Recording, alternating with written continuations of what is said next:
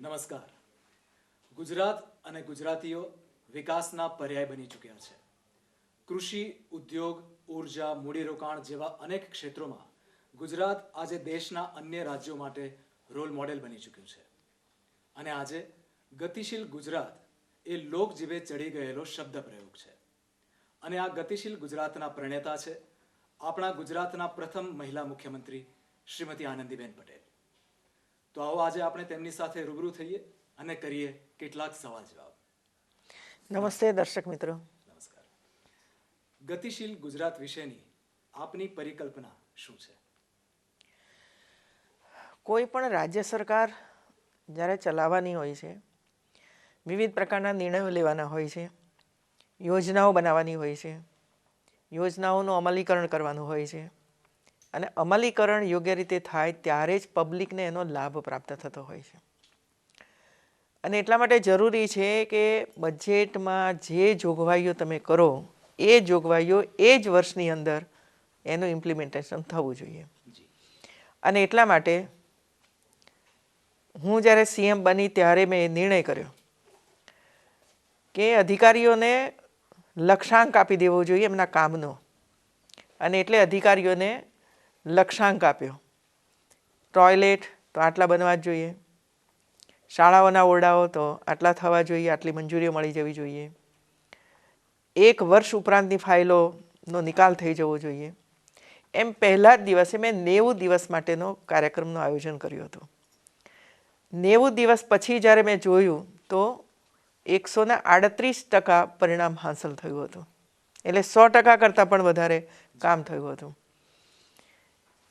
આ જોયા પછી મેં ફરીથી બીજા 6 મહિના માટે એમને આપ્યું. તો એમાં જ્યારે મેં જોયું ત્યારે 128% કામ પૂર્ણ થયું હતું. અને એટલે છેલ્લે 1 વર્ષ માટેનો લક્ષ્યાંક નક્કી કરીને આપ્યો. જોવાની ખૂબી એ છે કે 1 વર્ષ માટેનો જે મેં લક્ષ્યાંક આપ્યો હતો જે એપ્રિલ મહિનામાં પૂરો થવાનો હતો, પણ જે રીતે મેં રિવ્યૂ કર્યો છે હમણાં છેલ્લા 1 મહિનાની અંદર, ત્યારે દરેક જિલ્લાની અંદર 90% કામ પૂર્ણ થઈ ગયું છે. અને એટલા માટે આ શબ્દ જે આપ્યો હતો એ સાચા અર્થની અંદર સિદ્ધ થયો છે, ગતિશીલ ગુજરાત. જો 2 વર્ષ 3 વર્ષ સુધી એકનો એક કામ ચાલ્યા જ કરે તો એનો મતલબ શું? અને એટલા માટે સમય મર્યાદા દરેક માટે હોવી જોઈએ કે આટલી સમય મર્યાદાની અંદર વહીવટી મંજૂરી જવી જોઈએ, આટલામાં આ મંજૂરી મળવી જોઈએ, આટલામાં ટેન્ડર બહાર પડવા જોઈએ અને ત્યાર પછી કામ પૂર્ણ થવું જોઈએ. એવું છે. કોઈ પણ રાજ્યના વર્તમાન કે ભાવિનો આધાર હોય છે એ રાજ્યના યુવાનો. પણ યુવાનોનો એક વર્ગ એવો પણ છે કે જે કદાચ બેરોજગારીને કારણે હતાશામાં છે. તો આવા યુવાનો માટે આપની સરકાર શું નક્કર પગલાં લઈ રહી છે? જો પહેલાં તો યુવાનોને ભણાવવા પડે. આપણે એમના માટેની બધી જ વ્યવસ્થાઓ ઊભી કરી, અભ્યાસ કરવા માટેની કોલેજો ખોલી, સીટો વધારી, આ બધું જ આપણે કર્યું. અને એટલે પરિણામ આજે એ છે કે એન્જિનિયરિંગમાં જવું છે તો જગાઓ ખાલી છે, આઈટીઆઈમાં જવું છે તો પૂર્ણપણે મળી જાય છે એડમિશનો. ત્યાર પછી સવાલ આવે છે રોજગારી માટેનો. રોજગારી મેળવવી હશે તો ઓછું ભણેલો હોય કે વધુ ભણેલો હોય એને એની માસ્ટરી આવવી જોઈએ એ કામની અંદર. એવું છે. અને એટલા માટે રાજ્ય સરકારે જ્યાં 5000 7000ની વસ્તી ધરાવતા ગામડાઓની અંદર કૌશલ્યવર્ધન કેન્દ્રો શરૂ કર્યા, જેથી એક બાજુએ ગ્રેજ્યુએટ થયેલો વિદ્યાર્થી પણ આવી શકે, 8મું ધોરણ નાપાસ હોય એ પણ આવી શકે અને આવ્યા પછી એની અંદર ટ્રેનિંગ લે અને ત્યાર પછી પ્લેસમેન્ટ કરે, જેથી કરીને એને જોબ મળી જાય. એવું છે. ત્રીજું આપણે એ પણ કર્યું કે ગુજરાતમાં ધીરે ધીરે કરીને અનેક નવી ઇન્ડસ્ટ્રીઝ આવી રહી છે. તો જે પ્રકારની ઇન્ડસ્ટ્રીઝ આવે એ પ્રકારનો માનવ તૈયાર થવો જોઈએ. એવું છે. એ પ્રકારનો તજજ્ઞ યુવાન આપણી પાસે હોવો જોઈએ. અને એટલા માટે એ જ ઇન્ડસ્ટ્રીની સાથે રહીને આપણે યુવાનોને એમને ત્યાં આપીએ છીએ. એ આપણી આઈટીઆઈમાં જઈને પણ યુવાનોને શોધી કાઢે છે અને એમને વિશેષ તાલીમ આપે છે, જેથી કરીને એમની જ ઇન્ડસ્ટ્રીઝની અંદર એમને રોજગારને વગડે મળી જાય. એવું છે. આ ઉપરાંત કોઈને એમ લાગે કે મારે મારી જાતે જ નાનો સરખો વ્યવસાય શરૂ કરવો છે તો એને પૈસા જોઈએ, તો રાજ્ય સરકાર બેંકોમાંથી એમને લોન અપાવી રહી છે. અને પ્રધાનમંત્રી નરેન્દ્રભાઈના બન્યા પછી જે મુદ્રા યોજના શરૂ કરી એમણે 20,000, 50,000, પછી 50,000, 5 લાખ, 5 લાખથી 10 લાખ રૂપિયા સુધીની એ યોજનાઓમાં અત્યાર સુધીમાં છેલ્લા 4-6 મહિનામાં 2,32,000 જેટલા આવા યુવાનોને યુવતીઓને આપણે 1900 કરોડ જેટલી સહાય એમને મુદ્રા બેંકમાંથી અપાવડાવી આપણે, જેથી કરી નાના નાના વ્યવસાયો એ બધા શરૂ કરે.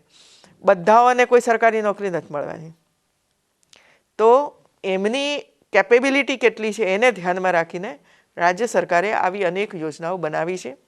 આપણે એક નિર્ણય એ પણ લીધો છે, GIDCની અંદર 1-2 પ્લોટ ઉપર 3-4 માળના મકાન બનાવવા અને એની અંદર યુવાનોને ભાડેથી અથવા તો એને ખરીદવું હોય તો એ પણ એમને આપવું અને 50% ખર્ચ એ આપે, 50% રાજ્ય સરકાર આપે, એમ કરીને આપણે લીધું છે. બેન્કોની અંદરથી જે લોકો લોન લે તો એની અંદર 5% વ્યાજ સહાય આપણે આપી રહ્યા છીએ. તો યુવાનોના માટે ઘણી બધી યોજનાઓ રાજ્ય સરકારે બનાવી છે અને અત્યાર સુધીમાં આખા દેશમાં જેટલી પણ રોજગારી મળી છે એના 60% રોજગારી એકલા ગુજરાતે આપી છે. અને 1% વિદ્યાર્થીઓ બેરોજગાર છે. બેરોજગાર હોવાનું કારણ આ છે કે યોગ્ય તાલીમ નહીં લેવાની, તાલીમ લીધા પછી પણ જ્યાં જાય ત્યાં યોગ્ય રીતે કામ ન કરે તો પછી કોઈ ચલાવે તો નહીં, જે બધી બાબતો એવું છે. એટલા માટે રાજ્ય સરકાર બધું જ કામ કરી રહી છે, માત્ર યુવાનોએ આવવાની જરૂરિયાત છે. મહિલાઓની આપણે વાત કરીએ તો વિકાસની પ્રક્રિયામાં મહિલાઓની જે ભાગીદારી હોવી જોઈએ, જે સહભાગિતા હોવી જોઈએ, એ હજુ તો જોઈએ એટલા પ્રમાણમાં નથી દેખાતી. ક્યારેક તેમની સહનશીલતાનો, તેમની શાલીનતાનો કે તેમની લાગણીશીલતાનો ઉપયોગ પણ કરવામાં આવે છે. વિકાસની પ્રક્રિયામાં મહિલાઓની સામેલગીરી વધે એ માટે આપ શું વિચારો છો? આ કહેવું મને ઠીક નથી લાગતું. એવું છે, ભાગીદારી નથી એવું છે. આપને મારે એટલો જ પ્રશ્ન પૂછવાનો છે, પશુપાલન કોણ કરે છે? 80% પશુપાલન ગુજરાતની મહિલાઓ કરે છે. 60% કૃષિનું કામ મહિલાઓ કરે છે. એવું છે. પ્રાથમિક શિક્ષણની અંદર 65% બહેનો કામ કરી રહી છે શિક્ષિકા તરીકે. એવું છે. નર્સમાં બહેનો છે અને હવે તો ધીરે ધીરે કરીને ગૃહ વિભાગમાં પણ મહિલાઓ 33% આવી રહી છે. એટલે મહિલાઓની ભાગીદારી નથી એવું તો નથી જ.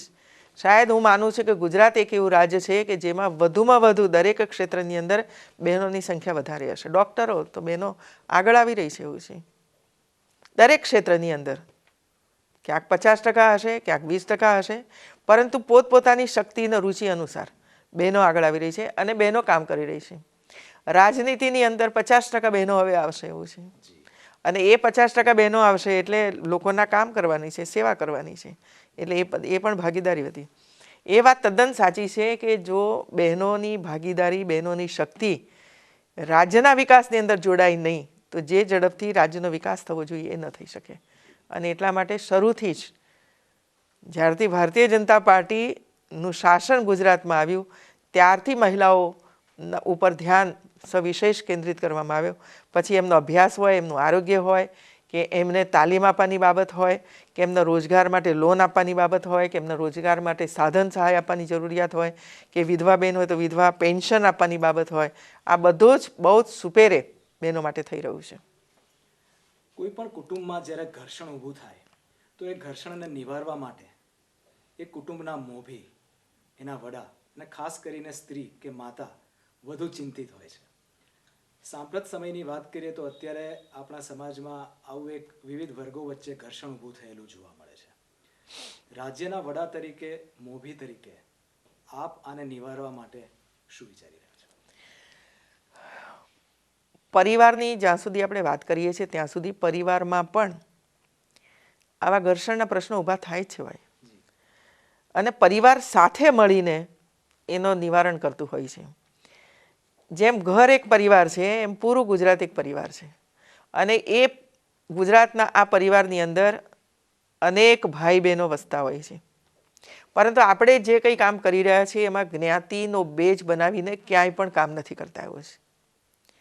એક સ્કૂલ આપીએ છીએ તો બધાના માટે સ્કૂલ કામ કરતી હોય છે. ગામમાં પાણીની ટાંકી બને છે તો આખું ગામ પાણી પીવે છે. એવું છે. એટલે ક્યાંય ભેદભાવ આ દ્રષ્ટિએ ગુજરાતમાં જોવા નથી મળતો. ક્યાંક અંદરનો ટકરાવ ને કારણે ક્યાંક છૂટક પૂટક ઘટનાઓ ગુજરાતની અંદર બને છે. એ પણ સુધારા માટેનો આપણે પ્રયાસ કરીએ છીએ અને એટલે ભવિષ્યની અંદર આવી ઘટનાઓ ન બને એના માટે પણ સરકાર ચિંતિત હોય છે. સમાજના આગેવાનો પણ એની ચિંતા કરતા હોય છે એવું છે. ને હું માનું છું ત્યાં સુધી ગુજરાતમાં આવો વર્ગ વિગ્રહ 2000 પછી તો ક્યાંય થયો નથી એવું છે. ને પહેલાં 2001 પહેલાં આ વર્ગ વિગ્રહ ગુજરાતની અંદર અનેક વાર થયા છે, તોફાનો થયા છે એવું છે, પરંતુ એ પછી તોફાનો નથી થયા. એનું કારણ કે બધાઓને સાથે લઈને સરકારે ચાલવાનું કામ કર્યું, સૌને આપવાનું કામ કર્યું, વર્ગ વિગ્રહ ન થાય એના માટેનો પ્રયાસ કર્યો. જી, આપણે સ્વાસ્થ્ય વિશે વાત કરીએ. પહેલું સુખ તે જાતે નર્યા. નિરોગી સમાજ એ કોઈ પણ સમાજના વિકાસ માટે પાયાની વાત છે. તો આપણે આપણા રાજ્યમાં એક સ્વસ્થ સમાજનું નિર્માણ કેવી રીતે કરીશું? પ્રશ્ન એ છે કે શુદ્ધ પીવાનું પાણી મળવું જોઈએ. સ્વાસ્થ્ય ઉપર એની સીધી અસર થાય છે. હવા, પાણી અને ખોરાક એ મૂળભૂત કારણો છે માંદગી માટેના એવું છે. હવે એની અંદર આપણે ઉમેરીએ સ્વચ્છતા. અસ્વચ્છતા પણ એનું કારણ છે એવું છે. અને એટલા માટે જનતાને શુદ્ધ પીવાનું પાણી મળે એના માટેનો રાજ્ય સરકારે પ્રયાસ કર્યો. શુદ્ધ આહાર મળે બધા લોકોને, ખાસ કરીને બાળકોને, એના માટેનો આપણે શાળાઓમાં વગેરેમાં આપી રહ્યા છીએ. ત્રીજું છે કે જે રોગો થાય છે, માનો કે હાર્ટના પ્રશ્નો છે, કેન્સરના પ્રશ્નો છે, આંખના પ્રશ્નો છે, જે બાળકો સાથે સીધા સંબંધિત હોય છે, તો આપણે શાળા આરોગ્ય કાર્યક્રમ કરીને દર વર્ષે આવા બાળકોના ફ્રીમાં ઓપરેશનો કરીએ છીએ, જેથી પરિવાર ઉપર વધારાનું બર્ડન ન પડે અને બાળક સ્વસ્થ બની જાય તો અભ્યાસની અંદર પણ એ લોકો રુચિ લેતા થાય એવું છે. ત્રીજું કારણ આપણે એ આપીએ છીએ કે મહિલાઓ માટે જે બ્રેસ્ટ કેન્સર અને સર્વાઇકલ કેન્સર મોટે ભાગે થાય છે એવું છે. બહેનોને એનો અંદાજ નથી આવતો કે મને શરૂઆત થઈ છે, અને એટલા માટે છેલ્લા 4 મહિનાથી ગુજરાતની બધા જ બહેનો માટે ફ્રીમાં બ્રેસ્ટ કેન્સર અને સર્વાઇકલ કેન્સરનું ચેકિંગ થઈ રહ્યું છે. અને એમાં જે બહેનોએ કેન્સર નીકળ્યું છે, જે બહેનોને પોતાને ખબર નથી નીકળ્યું છે, એ બધાઓની ફ્રીમાં ટ્રીટમેન્ટ શરૂ થઈ છે. એટલે સ્વાસ્થ્ય માટે આપણે પ્રયાસ કરી રહ્યા છીએ મહિલાઓ માટે. ડાયાબિટીસ એ તો રાજરોગ છે ભાઈ, અને ડાયાબિટીસ છે ખબર જ પડતી નથી, અને એટલે બીજા બધા પ્રશ્નો એનાથી કિડની ફેલ જવી, આંખોનું નૂર ઓછું થઈ જવું, પગમાં સોજા આવવાની શરૂઆત થવી, આ બધા પ્રશ્નો એને કારણે થતા હોય છે. અને એટલા માટે ડાયાબિટીસ ટેસ્ટ પણ ફ્રીમાં આખા ગુજરાતની અંદર થઈ રહ્યો છે. ડાયાબિટીસ ટેસ્ટ થયા પછી એને દવા અને વગેરે આપવામાં આવે છે, અને સાથે સાથે એને સલાહ આપવામાં આવે છે ડૉક્ટરો દ્વારા કે થોડીક એક્સરસાઇઝ, થોડું ફરવાનું, ખોરાક કેવા પ્રકારનો લેવાનો, શક્ય હોય તો યોગા કરો ઘરમાં બેસીને. તો એ બધી સલાહ, સૂચન અને દવાઓ આજે આપણે આ બધા ભાઈ બહેનોને આપી રહ્યા છીએ. બીપી ક્યારે વધી જાય અને ક્યારે ઓછું થઈ જાય ખબર નથી પડતી, અને એટલા માટે બ્રેઇન હેમરેજને વગેરે એકાએક થઈ જાય છે. તો બીપી માપવાનું પણ ફ્રીમાં નક્કી કર્યું છે. એટલે ગામડાઓમાં જ્યાં પીએસસી અને સીએસસી સેન્ટરો છે, એ સેન્ટરો ઉપર તમે જાઓ, બધા સાધનો ત્યાં આપી દેવામાં આવ્યા છે. તમને બીપી માપી આપશે. રોજ જવું તો રોજ જાઓ, 2 દિવસે જવું 2 જાઓ, મહિનામાં એકવાર જવું હોય તો મહિનામાં જાઓ, પણ તમારું બીપી બરાબર છે કે નહીં એ તમે કરાવો. જો બીપીમાં વધારો થાય તો હાર્ટ એટેક, બ્રેઇન હેમરેજ જેવા રોગો શરૂ થઈ જાય. અને એકવાર ઘરમાંથી વડીલ ચાલ્યો જાય, એકવાર ઘરમાંથી મહિલા ચાલી જાય, ત્યારે પરિવાર અનાથ બની જાય છે, આખું પરિવાર તૂટી જતું હોય છે. અને એટલા માટે આગોતરું આયોજન આપણી સરકારે લીધું છે, અને આ કામ અત્યારે મોટા પાયા ઉપર આપણે ચલાવી રહ્યા છીએ. ત્રીજું છે સ્વચ્છતા. નરેન્દ્રભાઈએ આખા દેશને સ્વચ્છ બનાવો, ગાંધીજીને 2019માં સ્વચ્છ ભારતની ભેટ આપી છે. તો ગુજરાતે તો પહેલું આ કામ કરવું જોઈએ, અને એટલા માટે આપણે એક સ્વચ્છતા અભિયાન તો શરૂ કર્યું, સાથમાં 100% ટોયલેટ બનાવવાનું કામ શરૂ કર્યું. તો આજે 3000 કરતાં વધારે ગામડાઓમાં 100% ટોયલેટ આપણે બનાવી દીધા છે, અને બહુ જ ખૂબ મોટા પ્રમાણમાં ટોયલેટ બની રહ્યા છે. જનતાનો સહયોગ પણ મળી રહ્યો છે.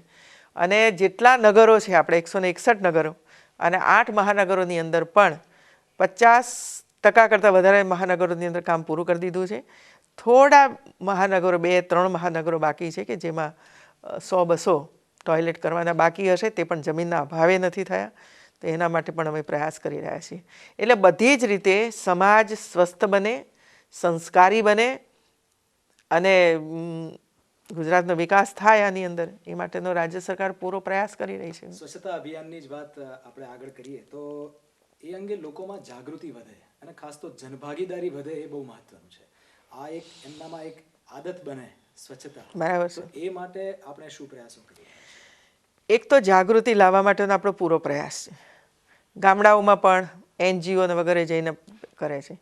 બીજું, સ્વચ્છ રહેવા માટે તમારું ઘર ચોખ્ખું હોવું જોઈએ, પાણીયારું ચોખ્ખું હોવું જોઈએ, ટોયલેટ ચોખ્ખું હોવું જોઈએ, પાણી ભરવા માટેની જે ટાંકીને વગેરે છે એ ચોખ્ખું હોવું જોઈએ.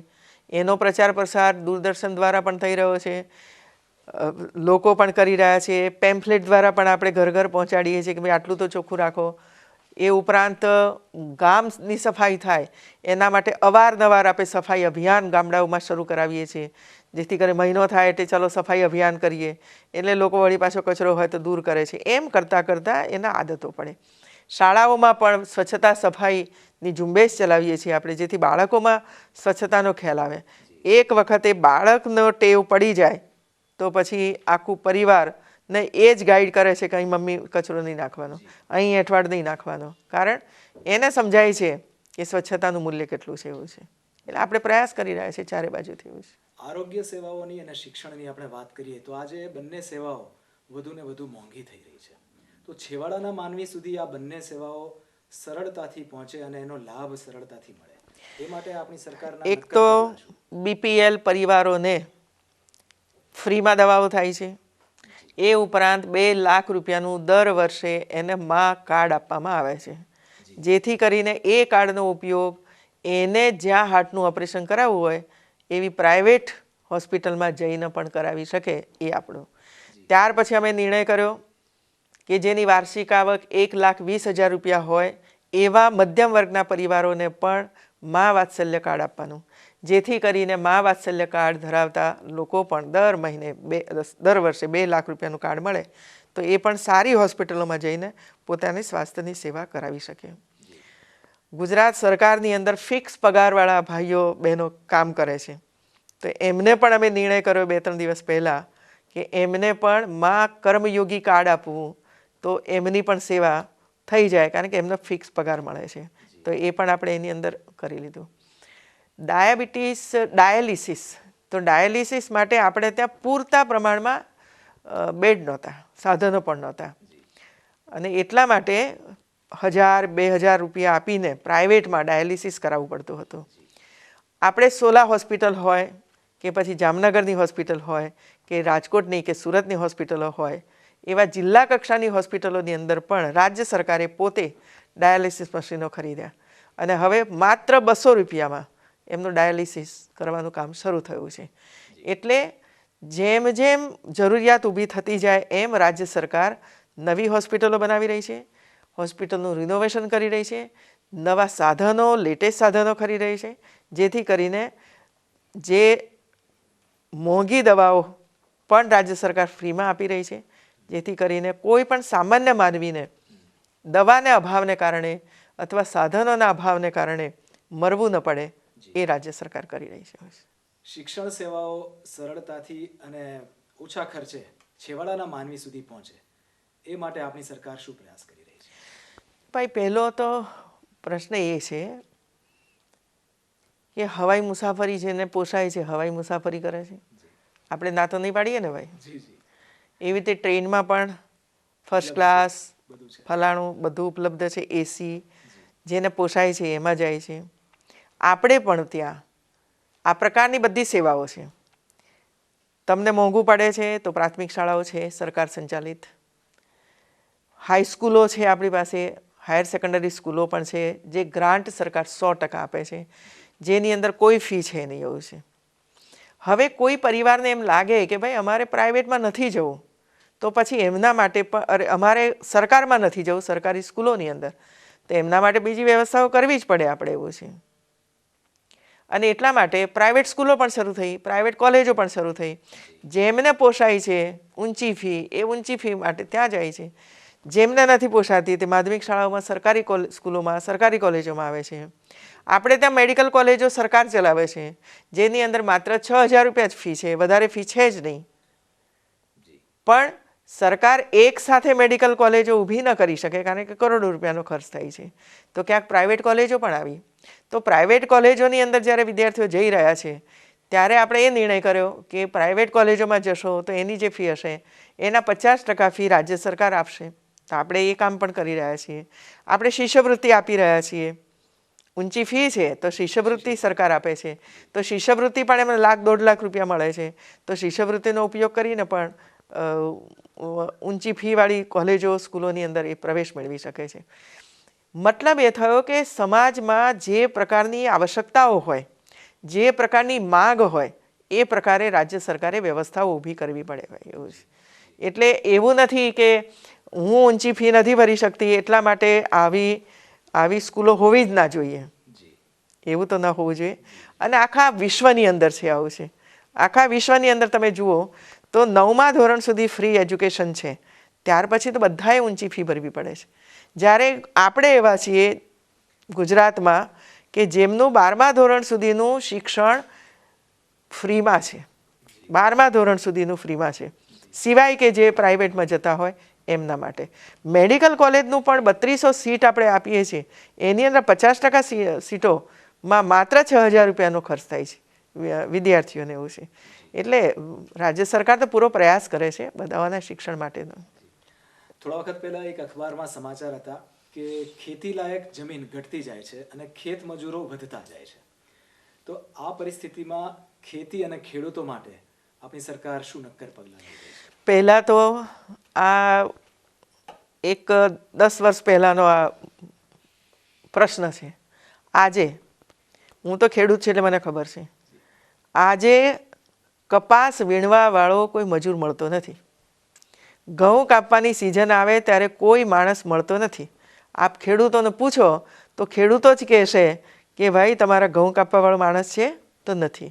એનું કારણ એ છે કે જે પરિવારો ખાસ કરીને દાહોદ અને એ વિસ્તારોની અંદર જે લોકો આ કામ માટે સિઝનમાં આવતા હતા એ એટલા માટે બંધ થયા કે એ વિસ્તારોની અંદર પાણીની સગવડો ઊભી થઈ, એ વિસ્તારોની અંદર ડ્રીપ ઇરિગેશન ઊભું થયું, એ વિસ્તારોની અંદર એમને ખેતી કેવી રીતે કરવી, બીજ વગેરે સરકાર આપવા માંડી, જેથી કરીને એમના પોતાના ખેતરોની અંદર કામ કરતા થયા, ઉત્પાદન કરતા થયા.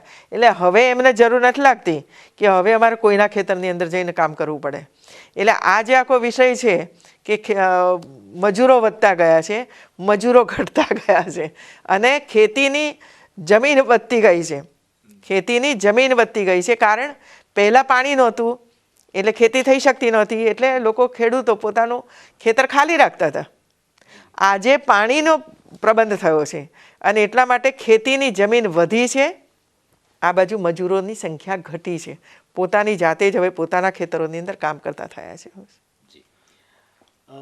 વસ્તીની ગીચતા, વાહન વ્યવહાર, પાણી અને ગટર વ્યવસ્થા, રસ્તાઓ, આ બધા શહેરી મુદ્દાઓને ધ્યાનમાં લઈએ તો આપણે આપણા શહેરોને સ્માર્ટ સિટી કેવી રીતે બનાવીશું અને ખાસ તો એમાં જનભાગીદારી કેવી રીતે વધારીશું? બરાબર છે.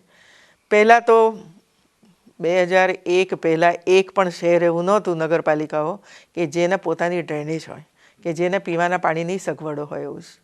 આજે રાજ્યના તમામ નગરપાલિકાઓની અંદર આ બંને બાબતો આપણે ઊભી કરી દીધી છે. બંને બાબતો ઊભી થઈ છે. શહેરોની અંદર પણ એ જ પ્રકારે આપણે કામ પૂર્ણ કર્યા છે આની અંદરથી, એવું છે. હવે રહી વાત સ્માર્ટ સિટીની, તો સ્માર્ટ સિટીની અંદર કંઈ એક બાબત નથી આવતી એવું છે. એની અંદર ગાર્ડન પૂરતા પ્રમાણમાં વસ્તીના આધારે અને ફિઝિકલ ક્ષેત્રફળની દ્રષ્ટિએ હોવા જોઈએ, શાળાઓ હોવી જોઈએ, કોલેજો હોવી જોઈએ, વિદ્યાર્થીઓને ખેલવા માટે, રમવા માટેના સ્પોર્ટ્સના વગેરેના સાધનો વગેરે હોવું જોઈએ, ઇન્ટરનેટની કનેક્ટિવિટી મળે એના માટેનો હોવો જોઈએ, જેથી સ્કૂલોમાં, કોલેજોમાં એ લોકો જોઈએ ત્યારે ઇન્ટરનેટનો ઉપયોગ કરી અને વાપરી શકે. ટેકનોલોજી હોવી જોઈએ કે જેથી કરીને સંપૂર્ણ માહિતી એ ટેકનોલોજી દ્વારા ઘેર બેઠા પ્રાપ્ત કરી શકે. એ પ્રકારની ટેકનોલોજીનો ઉપયોગ પણ સરકારે પણ કરવો પડે. એનો લાભ વ્યક્તિને કેવી રીતે મળશે એના માટેનો પણ આપણે પ્રયાસ કરવો પડે. જેને આપણે ગુડ ગવર્નન્સ કહીએ છીએ, એ ગુડ ગવર્નન્સના બધા પાસાઓ છે. એવું છે. મારે એપ્લિકેશન કરવી છે તો મારે સરકારી ઓફિસમાં જવાની શું જરૂર છે? હું ઘેર બેઠા મારા મોબાઈલ ઉપર એપ્લિકેશન કરું, એ એપ્લિકેશન જે તે ઓફિસમાં જાય, એ ઓફિસની અંદર જેનો પ્રશ્ન છે એના ટેબલ ઉપર પહોંચે, એ પોતે એનું સોલ્યુશન લાવે અને પછી એને જવાબ આપે કે તમારો પ્રશ્ન પૂરો થઈ ગયો છે, અથવા તમે આ અરજી અહીં નહીં પણ ફલાણા ટેબલ ઉપર તમે કરો. એ કામ કરવું જોઈએ અને એ જ રીતે સ્માર્ટ સિટી બનશે મિત્ર. એવું છે. જી, વિકાસ એ એક નિરંતર ચાલતી પ્રક્રિયા છે અને તેમાં સતત નવા પડકારો પણ આવતા જ રહેતા હોય છે. આ નવા પડકારોને ઝીલીને આપ ગુજરાતને સતત ગતિશીલ રાખી રહ્યા છો અને એ અંગે આપણે જે વાતચીત કરી તે બદલ આપનો ખૂબ ખૂબ આભાર. ધન્યવાદ દર્શક મિત્રો. તો વિકાસના કેટલાક મુદ્દાઓ પર આપણે ચર્ચા કરી ગુજરાતના મુખ્યમંત્રી શ્રીમતી આનંદીબેન પટેલ સાથે. વિકાસનો આ ધબકાર આપણે સતત અનુભવતા રહીએ તેવી આશા અને વિશ્વાસ સાથે નમસ્કાર. નમસ્તે.